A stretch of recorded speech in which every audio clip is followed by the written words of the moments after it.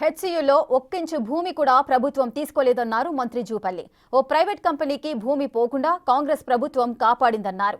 400 ఎకరాల భూమి వెనుక చాలా మంది సూత్రధారులున్నారని హాట్ కామెంట్స్ చేశారు జూపల్లి. విద్యార్థులు సమన్వయంతో ఆలోచించాలని సూచించారు. బీఆర్ఎస్ బీజేపీ నాయకులు విద్యార్థులను రెచ్చగొడుతున్నారని తీవ్ర స్థాయిలో మండిపడ్డారు. పర్యావరణాన్ని కాపాడాలని బీజేపీ నాయకులు కేంద్రానికి ఫిర్యాదు చేశారని, 20 ఏళ్లుగా హడావిడిగా ఉన్న భూమిలో చెట్లు పెరిగితే అది అడవి అయిపోతుందా అని ప్రశ్నించారు. నిజానిజాలు త్వరలోనే తెలుస్తాయన్నారు.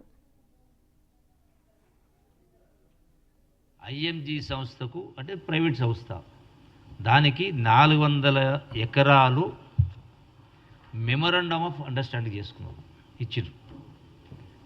దానికి రిజిస్ట్రేషన్ కూడా, సేల్ డీడ్ కూడా. ఇప్పుడు అది 10th ఫిబ్రవరి 2004, అంటే ఆనాడున్నటువంటి టీడీపీ ప్రభుత్వం.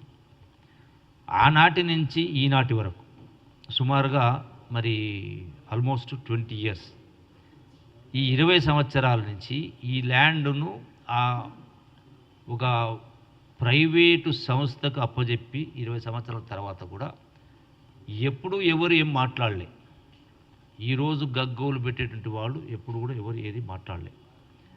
అయితే ఈ 2324 ఎకరాలలో ఇందులో 534 ఎకరాలు ఈ యొక్క సెంట్రల్ ఇన్స్టిట్యూట్ నుంచి ఈ ల్యాండ్ తీసుకొని, ఇందులో 400 ఎకరాలు ఏమో ఆ యొక్క ఐఎంజీ సంస్థకు, మిగిలిన 134 ఎకరాలు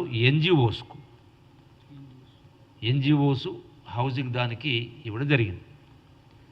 దానికి ఆనాడు రిజిస్ట్రార్ సిగ్నేటరీ సంతకం చేసిండు 3rd ఫిబ్రవరి 2004, అంటే 20 సంవత్సరాల క్రితం.